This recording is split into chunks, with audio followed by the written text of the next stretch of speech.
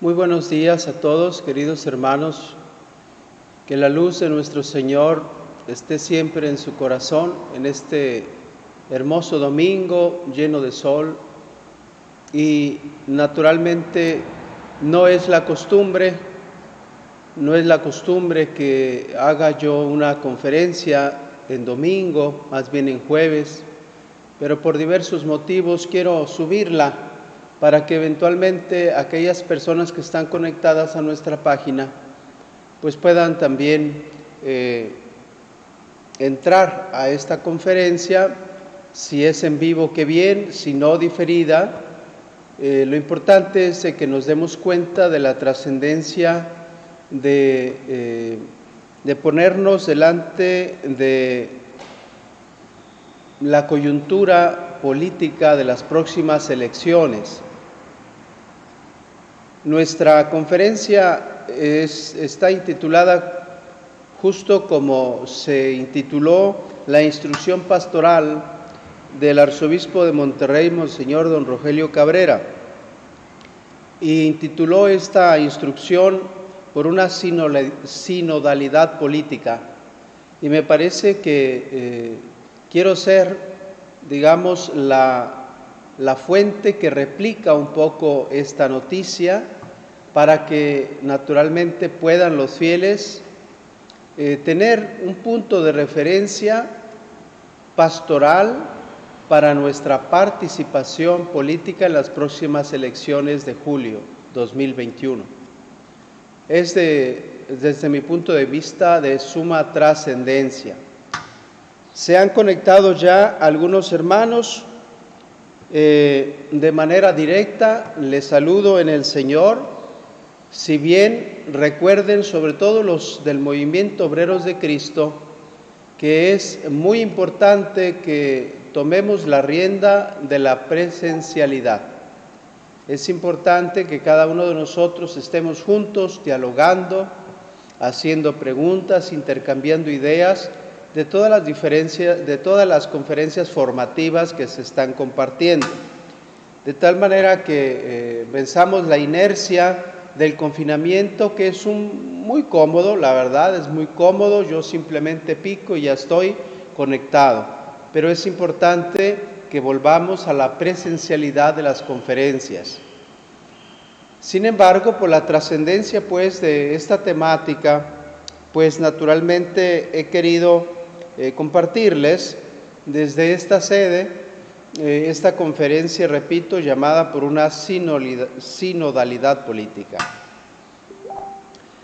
Comienzo diciendo lo siguiente, hermanos. En esta instrucción pastoral, el arzobispo está mencionando el documento Fratelli Tutti. La verdad es que Fratelli Tutti del Papa Francisco, lo que don Rogelio hace es pues hacer algunos comentarios pertinentes de cara a las próximas elecciones. Y ahí naturalmente se retoman en esta carta encíclica de Fratelli Tutti algunos aspectos de la enseñanza social de la Iglesia. Y luego naturalmente tendríamos que considerar también cuál es la postura más correcta en nuestra participación ciudadana. ¿Cómo podemos nosotros manifestar un voto, pero un voto libre, consciente, informado, sobre aquellos candidatos que nos van a representar, ¿no?, en las diferentes cámaras, y quienes nos van a gobernar a nivel local, a nivel estatal, más allá de los populismos innecesarios que se intentan combatir hoy en día, innecesarios porque no tienen sustento o son poco apegados a la verdad. Si hablamos de populismo, ¿qué cosa nos viene a la mente? Nos viene a la mente una postura política que quiere reivindicar de manera muy superficial la importancia que tiene la voz del pueblo. Puede venir tanto de partidos de derecha como de izquierda, entonces esto es lo primero que habría que aprender. ¿Qué defiende el liberalismo? Bueno, pues la libertad individual, por ejemplo, la igualdad ante la ley, que en general defiende los derechos individuales. ¿Cuáles derechos individuales? Pues ya los conocen ustedes: el derecho de propiedad, el derecho de libertad de asociación, ¿no? De libertad de pensamiento, de libertad de prensa, en fin, libertad de religión, libertad de expresión, ¿no? También el derecho al libre mercado, donde la igualdad ante la ley de todos y el respeto por un Estado de Derecho es insustituible, ¿sí? Entonces, dos tendencias, entre otras más, que van a estar presentes como una sombra, ¿no?, que puede guiar o que puede desviar nuestro voto, digamos, adecuado, oportuno, veraz. ¿Cuáles tendencias y cuáles candidatos privilegiar? Entonces, el documento instrucción de nuestro señor arzobispo don Rogelio, pues intenta un poquito comentar, decía ya, las palabras del Papa a propósito del importante rol de gobernar, pero gobernar desde algo que se llama la vocación política. De hecho, en Fratelli Tutti se llama amor político y describe muy bien lo que consiste el amor político, que no es la búsqueda del bienestar individual de los candidatos, sino un bien mayor, el bien común, que debemos naturalmente buscar. Sin embargo, anota el documento, la política lamentablemente no goza de la mejor imagen en los últimos tiempos, ¿no es cierto? Se le asocia muchas veces con demagogia, con mentiras, con oportunismo, con corrupción, y naturalmente esto confunde nuestra mente, y cuando vamos a votar, pues es una confusión tremenda, ¿no? No sabemos exactamente qué hacer. Podríamos decir que esto inclusive llega a polarizar nuestras familias, ¿no? Por ejemplo, en mi familia, ¿verdad?, de sangre, pues estamos divididos entre los candidatos, quienes están a favor o en contra de alguno, ¿no? Esto polariza. De tal manera que sí es pertinente que nosotros acertemos, todos los cristianos, todos los católicos, todos aquellos que estamos dispuestos a amar a México y a tratar de recuperar sus sanas tradiciones, buscando aquellos gobernantes que lo van a gobernar, valga la redundancia. Y debemos, dice el documento, por decirlo así a mi manera, vacunarnos contra esas campañas sucias que se ven en nuestro tiempo electorero, ¿no es cierto? ¿Cuáles son esas campañas sucias? Bueno, pues en lugar de centrarse, ¿verdad?, en ofrecer expectativas interesantes, propias para todos los ciudadanos, en orden a buscar expectativas de mejorar el país, pues entonces pareciera que es un ring donde todos se golpean para resaltar los defectos de otros candidatos, para sacar trapitos al sol, como decimos de manera popular, buscando hacer pedazos, si es posible, la reputación de los otros candidatos y partidos, de manera que puede tratarse de un candidato pues adecuado. Sin embargo, por esa mala actitud de lastimarse recíprocamente, confunde a la gente y no tiene claridad para hacer un voto libre y consciente. Si tenemos que dar un voto, y es necesario hacerlo para mejorar el futuro de nuestro país, pues es necesaria la participación política. Pero para lograr la participación política es necesario toda una serie de herramientas para discernir la veracidad y las posturas políticas, el retroterra, ¿verdad?, de cada uno de los candidatos, ¿no? Digamos, los basamentos, los principios políticos, doctrinales que cada uno de ellos maneja. Sin embargo, a la confusión existente para la participación política de nuestros ciudadanos se le va a sumar otro elemento más, hermanos, que es la plataforma de doctrina política de los diversos partidos. Se pone en riesgo cuando los candidatos, por diversas razones, transmigran a otros partidos. Popularmente hablando, chapulinean, ¿no? Andan brincando de aquí a allá y visitan prácticamente todos los partidos, al menos los más importantes, y pierden identidad. Por supuesto que se pierde identidad política, porque ya no sabes a quién se está avalando, cuál es su plataforma real, porque ya transmigró en uno y en otro. De tal manera que los votantes se desconciertan, cuáles son los principios políticos que los rigen, ¿no es cierto? Entonces, los actuales políticos se dedican, decía, a lastimarse recíprocamente más que a defender sus principios políticos, lo que debieran hacer. De tal manera que al final de todo, pues, lo que cada uno de ellos diga pareciera que ya no importa. Puede ser de derecha, de izquierda, de derecha central o de socialismo, lo que sea, ¿no? Pues ya no importa tanto, porque no sabes cuál es la real plataforma y la verdadera identidad que ese candidato tiene. Si les pregunto de inmediato, ¿no? ¿Por quién vota en realidad el ciudadano ordinario, digamos? ¿Por quién vota el ciudadano? Y si no estamos bien informados, entonces nos arriesgamos de tomar criterios que no son adecuados, de tal manera que podríamos votar por el que sabe hablar, porque embeleza los oídos de todos los ciudadanos, ¿no? O como se hacía en otros momentos históricos, ¿no? Votamos por el que muestre mejor imagen, ¿no?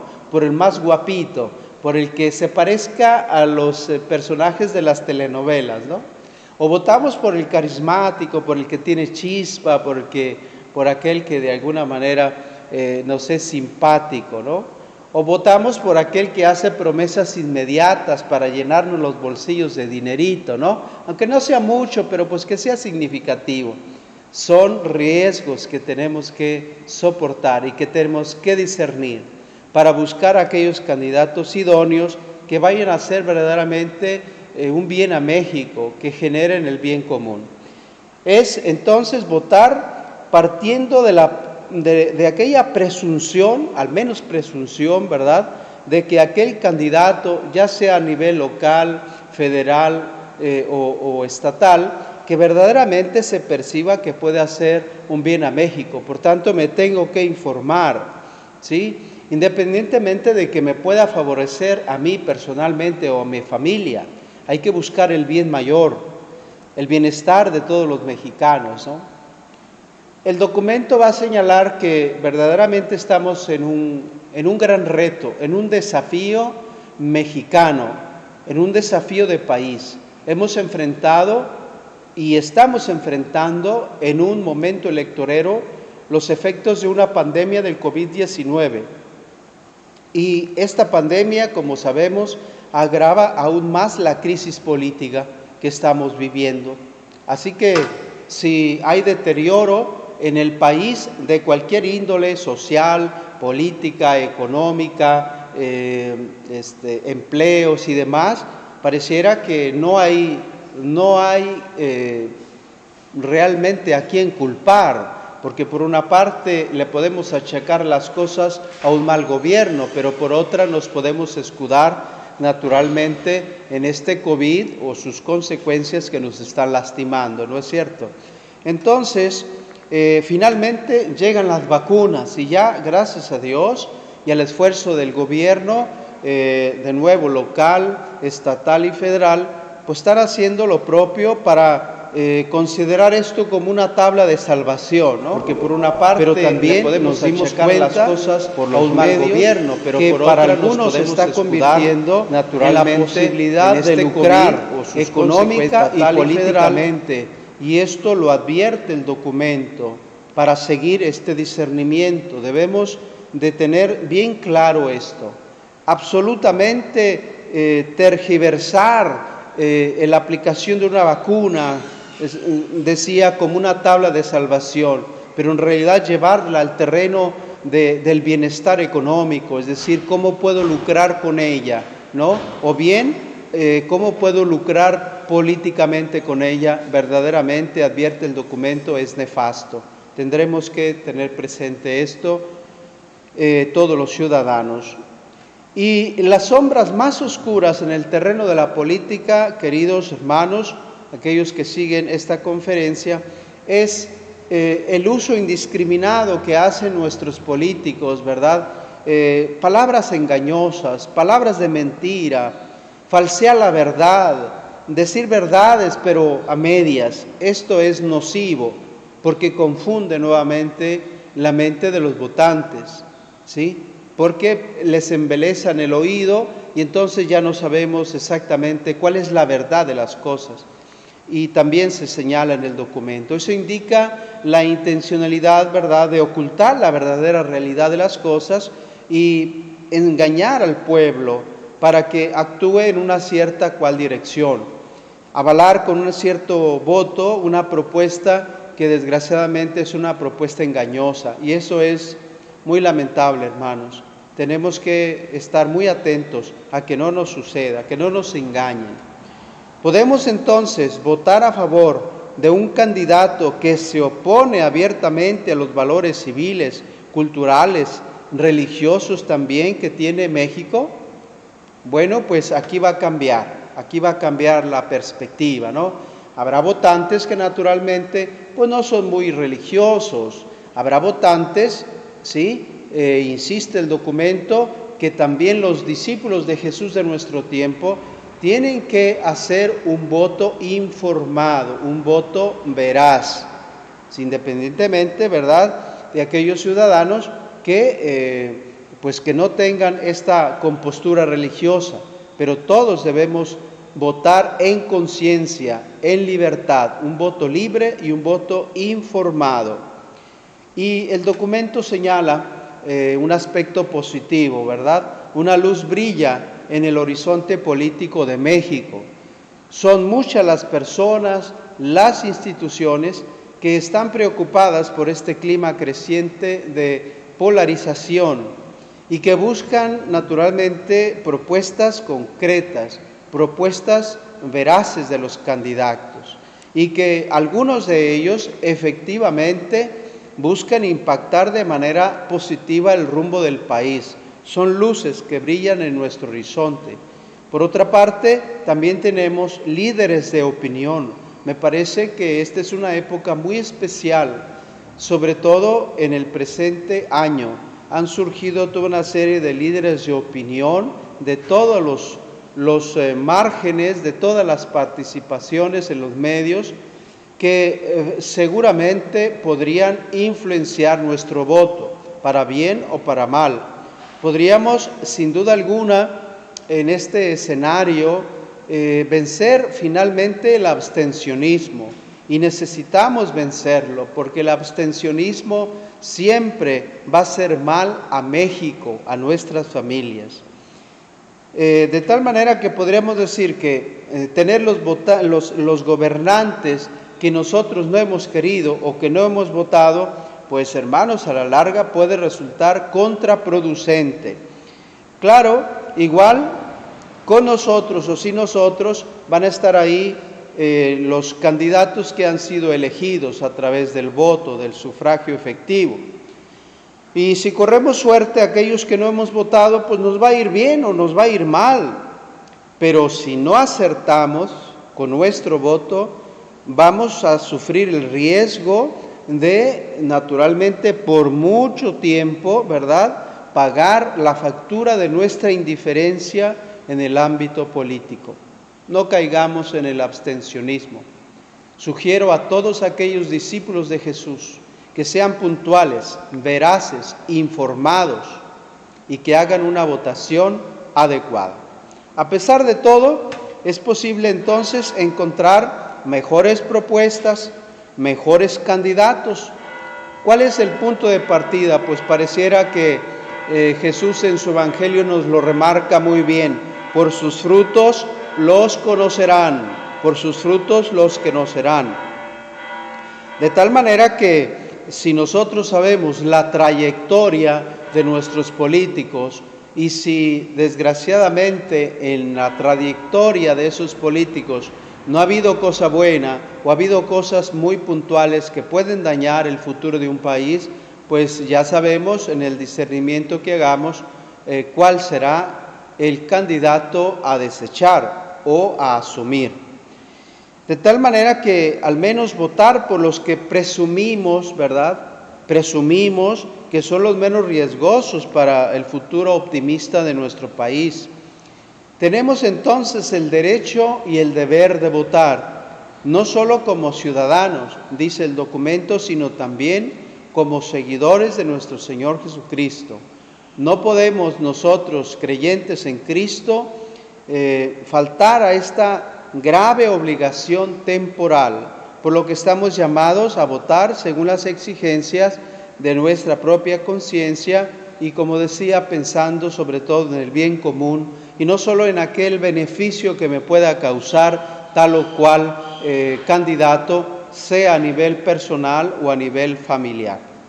El católico, el creyente en Cristo, puede y debe participar en política, y eso lo afirma la instrucción pastoral. No solo en la expresión democrática del voto, también dice el documento en la participación a organizaciones que sigan buscando el bien común.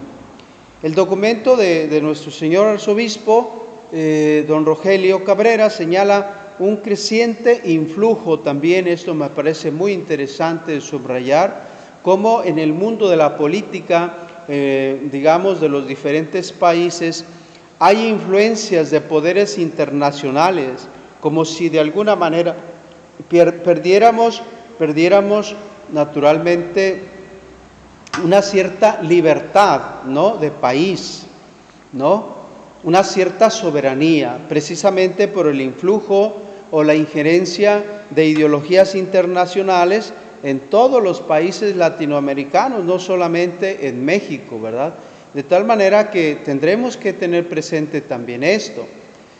Si intercambian dineros de capitales mundiales en cambio de asumir políticas o ideologías tendientes a destruir el rol cultural de la religión, de ideologías que van en la dirección de educar a los hijos, en los modos de concebir la familia, la educación de los hijos, ¿sí?, en proyectos de despoblación a gran escala mediante promociones de diversas índoles, matrimonios homosexuales, leyes abortivas cada vez más diseminadas.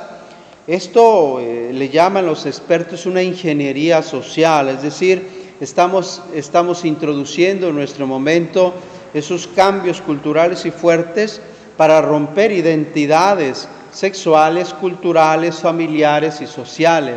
Entonces, pues nuestros candidatos deben de estar lejos de esta injerencia de intereses internacionales. Debemos seguir siendo en México libres y soberanos. Libres y soberanos. Bueno, pues todo esto señalado en el documento. Y bueno, decir también que a pesar de toda la corrupción que pudiera existir en los entes políticos y sus gobernantes, es necesario no perder jamás de vista la fe en la democracia real, en la buena política. Y pues naturalmente que los votos o los sufragios van a ser el mejor camino, el más conveniente para lograr el bien de todos los ciudadanos, la justicia y la paz social. Bien, la política entonces, queridos hermanos, no debe someterse a la economía. Se debe pensar más bien a largo plazo. No podemos nosotros, so pretexto de una ayuda económica, renunciar a nuestros propios valores de pueblo, como la libertad, ya lo señalé, la familia, la creencia religiosa, la seguridad social, solo porque tengo un aliciente económico personal. Cuidado con eso. No, mi participación política no se dirige tan solo a resolver un problema inmediato, ¿verdad?, sino a crear un mundo nuevo. Y a propósito de esto, el Papa Francisco le llama, Fratelli Tutti, tener amor político, que nuestros gobernantes o candidatos lo tengan, amor político, vocación política seria. Y el arzobispo lo explica con sencillos ejemplos, ¿verdad?, que me llamaron la atención. Dice así el documento: si ayudamos a un anciano a atravesar una peligrosa avenida, eso está muy bien desde el punto de vista de la caridad, ¿no es cierto? Pero el amor político nos debe llevar a construir un puente, ¿sí? A exigir a las autoridades que se ponga ese puente. Eso es amor político. El otro es un amor individual, caridad fraterna, eso está muy bien. La caridad puede llevar a muchos digamos, ayudar a los que tienen hambre, ¿no? Pero, de nuevo, el amor político debe de llevar a los candidatos o a los gobernantes a buscar fuentes de trabajo, a generar fuentes de trabajo para venir al encuentro de este tremendo problema que tenemos en México del desempleo, ¿no es cierto? De tal manera que, bueno, el amor político es esencial y ojalá lo tuviéramos todos, gobernantes y gobernados.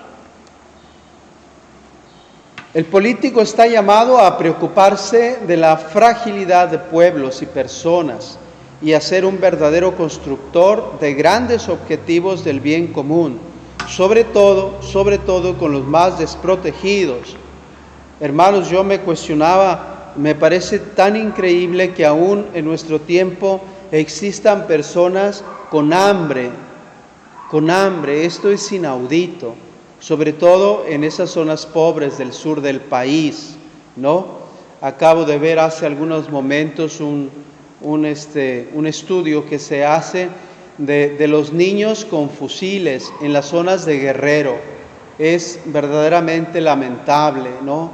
Ver cómo ante el clima de inseguridad se está forzando a las comunidades indígenas a tener que defenderse y que utilizar a niños para que hagan frente a un crimen organizado que está lastimando terriblemente los pueblos y las ciudades. ¿Cómo no poder hacer algo? ¿Sí? Y cómo tenerlo presente en un candidato que más allá de deslindarse de la injerencia de estos crímenes organizados o crimen organizado, ¿verdad?, esté siempre buscando el bien común, sobre todo, decía, de los más desprotegidos, de los que tienen hambre, de los que han perdido un empleo digno y que no pueden ya beneficiar a sus familias.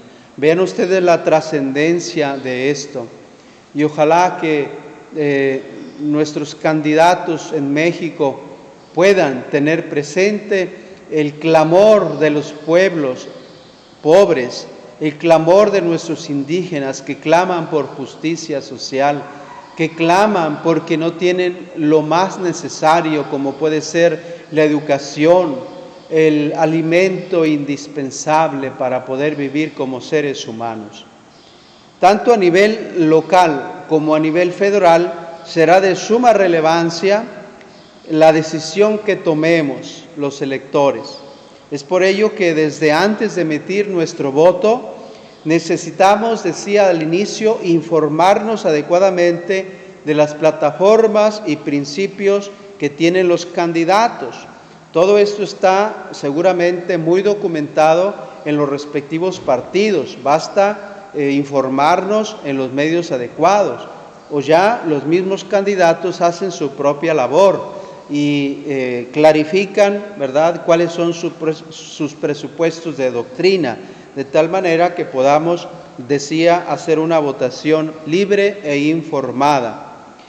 De tal manera que podríamos ya precisar, ¿verdad?, quiénes son los que están llevando la campaña, quiénes son el equipo de trabajo, a qué partido pertenecen, cuáles son, digamos, estas de hoy en día, ¿no?, clásicas reuniones de partidos para hacer frente a otro frente. En fin, todo eso tiene que ser perfectamente identificado. ¿Qué capacidad de honestidad se percibe en ellos? ¿Qué capacidad profesional tienen? ¿Sí? De tal manera que no caigamos en problemas después de la elección de un mal gobierno. Vigilar si existen, ya lo decía también este elemento, nexos de candidatos con el crimen organizado que hoy en día puede suceder el fenómeno, pero no solamente por aquellas dicerías populares, por aquellas habladurías que quieren denostar a ciertos candidatos, sino para generar auténticos consensos, más bien fundamentos. Es muy conveniente que motivemos a la participación de familiares y amistades, anota el documento. La abstención electoral será verdaderamente el enemigo a vencer en este próximo julio. Votar, queridos hermanos, pues es un derecho y es también un deber que debemos ejercitar en conciencia, por lo que debemos prepararnos intensificando nuestra oración personal y también comunitaria, señala el documento, para solicitar la luz de Dios, la luz del Espíritu Santo, que nos siga iluminando para tomar nuestras mejores decisiones. ¿Por qué orar y votar? Esto alguien lo podría cuestionar porque está señalado en el documento. Primero, porque vivimos momentos coyunturales difíciles, donde debemos de contribuir con nuestro sufragio a darle un mejor destino a nuestro país. Lo necesita México. Segundo, porque no debe existir un divorcio entre nuestro ser ciudadano y nuestro ser verdadero discípulo de Jesús, creyente en Cristo. No puede existir ese divorcio. De tal manera, hermanos, que ese divorcio puede existir en el corazón de aquellos que votamos. Recientemente recibí por ahí en el WhatsApp una imagen con unas leyendas que me impresionó vivamente porque concibo que puede ser verdad. No que sea verdad, pero que puede ser verdad. Y hablaba sobre las contradicciones existentes entre nosotros católicos, discípulos de Jesús, creyentes en Cristo, votantes en las próximas elecciones. Y dice así la leyenda, dice, los católicos oran por la vida, pero votan por candidatos que están a favor del aborto. ¿Cómo generar ese divorcio? O mejor, ¿cómo eliminar ese divorcio? Y dice, oran para que Dios libre a la Iglesia de la persecución en países comunistas y sin embargo siguen votando por candidatos que de alguna manera se perfilan hacia un comunismo integral, podríamos decir, ¿no? Marxista-leninista. Cuidado con eso. Oran pidiendo a Dios por la expansión del Evangelio, pero luego votan por candidatos que quieren cerrar iglesias. ¿Cómo es posible esto? Los católicos oran por la familia, pero al final en su voto votan por aquellos candidatos que profesan ideologías destructoras de la familia. ¿Cómo es posible eso? Los católicos oran por los hijos, pero en las elecciones siguen votando por aquellos candidatos que defienden a pedófilos y a la ideología de género. ¿Cómo es posible esto? Los católicos oran para que Dios libere a los jóvenes de las drogas, pero van a votar por aquellos candidatos que están a favor de legalizarlas. Esa incongruencia, ese divorcio tendríamos que eliminarlo.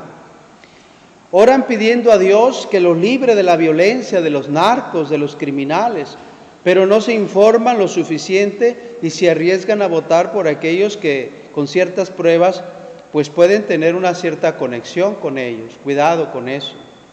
Oran por las mujeres que están siendo asesinadas en diferentes partes del país, ¿no? Pero siguen favoreciendo a aquellas personas que a lo mejor se presume, al menos, ¿no? Aunque no se compruebe, que tienen un cierto contubernio con el crimen organizado.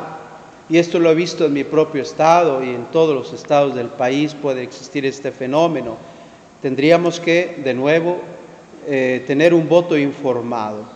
Oran por los hijos, los católicos, pero en las elecciones votan por candidatos que pueden conducirlos naturalmente a toda una serie de educación desfavorable para nuestras sanas tradiciones. Y así, ¿verdad?, una serie de elementos. Esta incongruencia entre ser un verdadero discípulo de Jesús al momento de votar nos puede generar, queridos hermanos, al momento presente y podríamos decir también al futuro, pues muchos males. La factura que nos llegará después puede ser muy pesada, muy pesada. Por tanto, Debemos combinar acción ciudadana con acción cristiana. El documento citado recomienda no solo orar, sino también inclusive celebrar, ¿por qué no?, la Eucaristía de manera presencial o virtual, con este altísimo propósito. La idea es que con nuestro voto permitamos que el Señor, su Evangelio y las enseñanzas de la Iglesia pues sigan dirigiendo las riendas de nuestro país. Y ya señala el documento, instrucción, en la casilla, en esa intimidad de nuestra conciencia, votemos por quienes consideramos puedan servir mejor a nuestro Estado, a nuestro municipio, a nuestro país, pero siempre con esa premisa que ese candidato o al partido al que pertenece no vayan en contra de los derechos individuales, de la libertad religiosa, de la educación de los hijos, del sí a la vida y del bienestar social de todos. Dice don Rogelio, ojalá que las guerras sucias, las descalificaciones y cualquier tipo de violencia brillen también, pero por su ausencia. Pues que así sea, mis queridos hermanos. Ojalá que esta instrucción pastoral de cara a las próximas elecciones de julio 2021 cumpla su sano propósito. ¿Cuál es?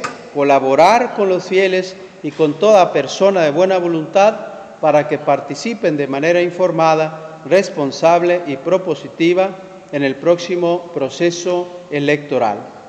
Y termina el documento con la oración propia de la Arquidiócesis, que la Virgen del Roble nos cubra con su manto protector y el Espíritu Santo nos ilumine. Agradecemos infinitamente al señor arzobispo, don Rogelio Cabrera, que haya tenido a bien procurarnos esta instrucción pastoral de cara a las próximas elecciones, sin duda una luz esclarecedora para poder, repito, tener un voto informado, con un buen discernimiento de nuestros candidatos, y ojalá que Dios nuestro Señor siga conduciendo el bienestar de todos los mexicanos, de todos los ciudadanos en las próximas elecciones. Pedimos de manera especial en nuestras oraciones, en la Eucaristía que estoy a punto de celebrar, por todos los candidatos, independientemente de sus partidos, para que el Señor les hable al corazón y dirijan todos sus esfuerzos al bien común de todos los mexicanos.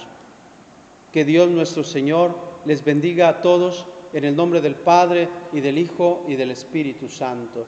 Glorifiquemos siempre a Dios en nuestra vida por el bienestar de todos. Gracias por seguir esta conferencia. Muy buenos días a todos.